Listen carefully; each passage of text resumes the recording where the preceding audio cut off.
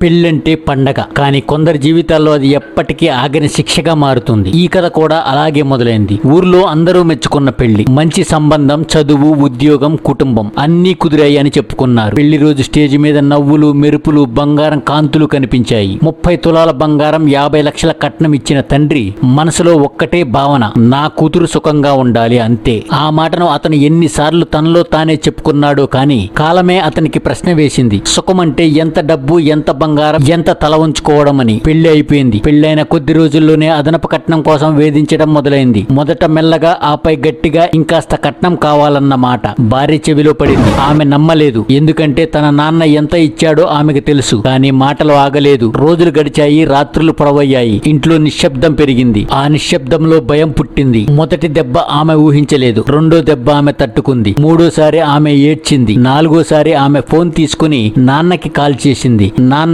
నన్ను కొడుతున్నాడు, ఇంకా డబ్బులు కావాలంటున్నాడు. ఆ మాటలు విన్న తండ్రి చేతులు ఒక్కసారిగా కంపించాయి. కానీ గొంతు మాత్రం గట్టిగా పెట్టాడు. నేను వస్తున్నా అన్నాడు. ఆ ప్రయాణం అతని జీవితంలో చివరి ప్రయాణం అవుతుందని అతనికి తెలియదు. బస్సులో కూర్చొని కూతురు చిన్నప్పటి రోజుల్ని గుర్తు చేసుకున్నాడు. మొదటిసారి నడిచిన రోజు, మొదటిసారి జ్వరంతో ఏడ్చిన రోజు, పెళ్లి రోజు కన్నీళ్లతో పంపించిన రోజు, అన్నీ ఒకేసారి గుర్తొచ్చాయి. కానీ ఈసారి అతను కన్నీళ్లు తుడుచుకోలేదు. ఎందుకంటే ఒక తండ్రి కన్నీళ్లు పెడితే కూతురు బతకదన్న భయం అతనిలో ఉంది. అత్తగారి గేటు దగ్గర నించున్నప్పుడు అతను లోపల అడుగు పెట్టే ముందే ఒక్కసారి ఆకాశం వంక చూశాడు. ఎందుకంటే మనిషి చివరిసారి ఎప్పుడూ అలా చూస్తాడు. అల్లుడు లోపల ఏమనుకున్నాడో ఎవ్వరికీ తెలియదు. కానీ అతని తలలో తిరిగిన ఆలోచన మాత్రం ప్రమాదకరంగా మారాయి. పెళ్లి ముందు అతను లెక్కలు వేసుకున్నాడు. పెళ్లి అంటే జీవిత భాగస్వామి కాదు, అది ఒక సెటిల్మెంట్ అని అతను నమ్మాడు. ఎంత వచ్చినా ఇంకా తక్కువే అన్న భావన అతని మనసులో బలంగా ఉంది. పెళ్లి అయిపోయాక ఇంట్లో ఉన్న ప్రతి వస్తువు అతనికి తక్కువగానే కనిపించింది. బంగారం తక్కువ, కారు లేదు, చిన్న ఇల్లు అని అన్నీ తక్కువే. అతని దృష్టిలో భార్య నువ్వు కూడా అతనికి సరిపోలేదు. ఎందుకంటే అతని ఆశలకు హద్దులు లేదు. ఆమె మాట్లాడితే అనుమానం, మౌనంగా ఉంటే కోపం,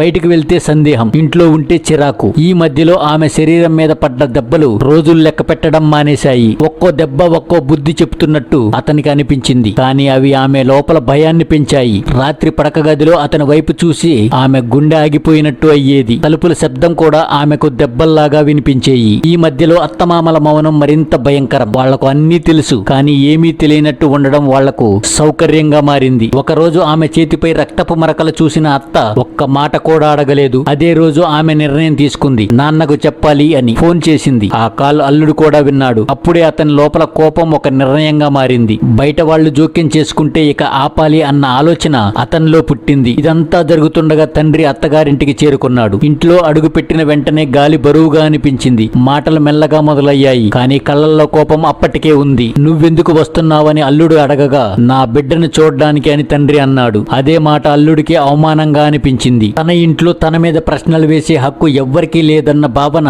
అతని చేతులను కదిలించింది. భార్య వెనకాల నిలబడి ఉంది. ఆమెకు మాట రావడం లేదు. ఆమె కళ్ళు మాత్రమే మాట్లాడుతున్నాయి. ఆ కళ్ళు తండ్రి గుండెల్ని చీల్చేశాయి. ఇదే ఆ క్షణం. ఇక్కడే ఆగిపోతే బాగుండేది. కానీ మనసులో కోపం ఎప్పుడూ ఇక్కడే ఆగదు. మాటలు పెరిగాయి, గొంతులు ఎత్తయ్యాయి. గతం మొత్తం బయటపడుతుంది. ఇచ్చిన కట్నం గుర్తొస్తుంది. ఇంకా కావాలన్న డిమాండ్లు వినిపించాయి. అప్పుడు తండ్రి ఒక్క మాట అన్నాడు, నేను ఇంకేమీ ఇవ్వలేను, కానీ నా కూతుర్ని కొట్టకూడదు. అదే మాట అల్లుడి మెదడులో పేలిన బాంబు అయింది. ఆ మాట బయటపడిన క్షణం నుంచి ఆ ఇంట్లో గాలి మారిపోయింది. నా కూతుర్ని కొట్టకూడదు అన్న తండ్రి మాట అల్లుడి చెవిలో సవాల్గా మారింది. అతని లోపల దాచుకున్న అహంకారం ఒక్కసారిగా పైకి వచ్చింది. నా ఇంట్లో నువ్వు ఆదేశాలిస్తావా అన్న భావన అతని ముఖంలో కనిపించింది. భార్య ముందుకు వచ్చి నాన్నని ఆపాలని చూసింది. కానీ ఆమె గొంతు ఆమె మాటలను మించలేదు. అత్త అటు తిరిగి ఇటు తిరిగి ఏమీ చూడనట్టు నటిస్తుంది. మామ గదిలోకి వెళ్లిపోయాడు. అదే క్షణంలో తండ్రికి అర్థమైంది, తాను ఒంటరిగా ఉన్నాడు. అయినా అతను వెనక్కి తగ్గలేదు. ఎందుకంటే తండ్రి వెనక్కి తగ్గితే కూతురు జీవితాంతం ముందుకు రాలేదని అతనికి తెలుసు.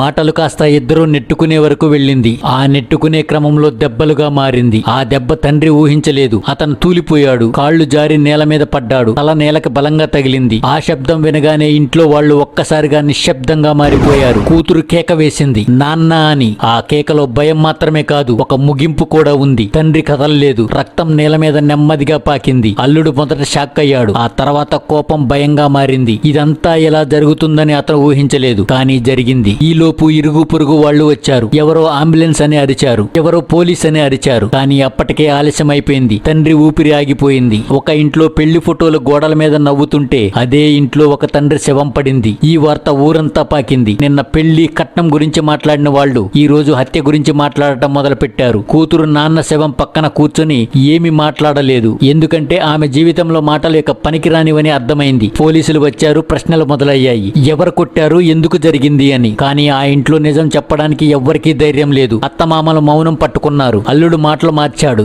జారి పడిపోయాడు అన్నాడు. కానీ నేల మీద రక్తం నిజం చెప్పింది. పోస్ట్ మార్టం రిపోర్ట్ వచ్చింది. తలపై బలమైన దెబ్బ కారణంగా మరణమని స్పష్టంగా ఉంది. కేసు నమోదైంది. అల్లుడిని అదుపులోకి తీసుకున్నారు. అతని చేతులకు సంకెళ్లు పడినప్పుడు కూడా అతని కళ్లల్లో పశ్చాత్తాపం కనిపించలేదు. ఎందుకంటే అతను ఎప్పటికీ తన తప్పును నేరంగా భావించలేదు. పోలీస్ స్టేషన్ లో కుర్చీలో కూర్చున్న అల్లుడి ముఖంలో అలసట లేదు, భయం లేదు. ఉన్నది ఒక్క అహంకారం మాత్రమే. అతను ఇంకా ఇదంతా ఒక కేసు మాత్రమే అనుకున్నాడు. తన జీవితాన్ని మార్చే ముద్ర అని కాదు. ఇన్స్పెక్టర్ ప్రశ్నలు అడుగుతుంటే అతను మాటలు తిప్పాడు. జారిపడ్డాడు అన్నాడు. గొడవ చిన్నదే అన్నాడు. కానీ భార్య స్టేట్మెంట్ ఇచ్చేసరికి ఈ కథ కూలిపోయింది. ఆమె మొదట మాట్లాడలేదు. నాన్న శవం కళ్ల ముందు తిరుగుతుండగా మాటలు ఎలా వస్తాయి? కానీ ఇన్స్పెక్టర్ ఒక్క మాట అన్నాడు. నువ్వు ఇప్పుడు మౌనంగా ఉంటే రేపు ఇంకో అమ్మాయి నోరు మూసుకుంటుంది. అప్పుడు ఆమె తల ఎత్తి చూసింది. ఆ క్షణంలో ఒక కూతురు కన్నీళ్లు నుంచి ఒక సాక్ష్యం పుట్టింది. ఆమె నిజం చెప్పింది. నెల రోజులుగా నన్ను శారీరకంగా మానసికంగా హింసిస్తున్నాడు. డబ్బు కోసం వేధిస్తున్నాడు. అత్తమామలు చూస్తే మౌనంగా ఉన్నారని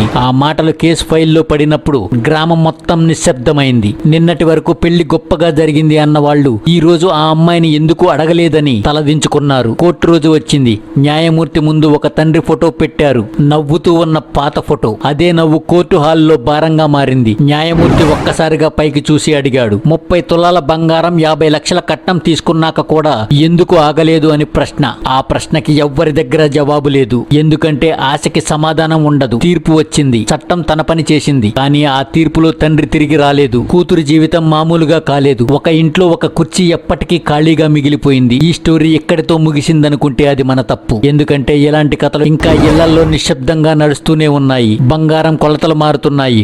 డబ్బు అంకెలు పెరుగుతున్నాయి. కానీ మనిషి విలువ తగ్గిపోతూనే ఉంది. ఒక తండ్రి ఈ సమాజానికి చివరగా అడిగిన ప్రశ్న ఇదే. ఇంత ఇచ్చినా ఇంకా కావాలా అని. ఆ ప్రశ్నకి సమాధానం రాకపోతే రేపు ఇంకో తండ్రి పడిపోతాడు. ఇంకో కూతురు నోరు మూసుకుంటుంది. ఇంకో పెళ్లి రక్తంతో ముడిపడుతుంది. అందుకే ఈ వీడియో చూస్తున్న నువ్వు ఒక్కసారి ఆలోచించు. ఇది ఒక కథ కాదు. ఇది ఒక హెచ్చరిక. మౌనం పాటిస్తే నేరం పెరుగుతుంది. ప్రశ్న అడిగితేనే ప్రాణాలు మిగులుతాయి. ఈ కథ ఇక్కడతో ఆగాలి. ఇక మళ్ళీ మొదలు కాకూడదు. జై హింద్.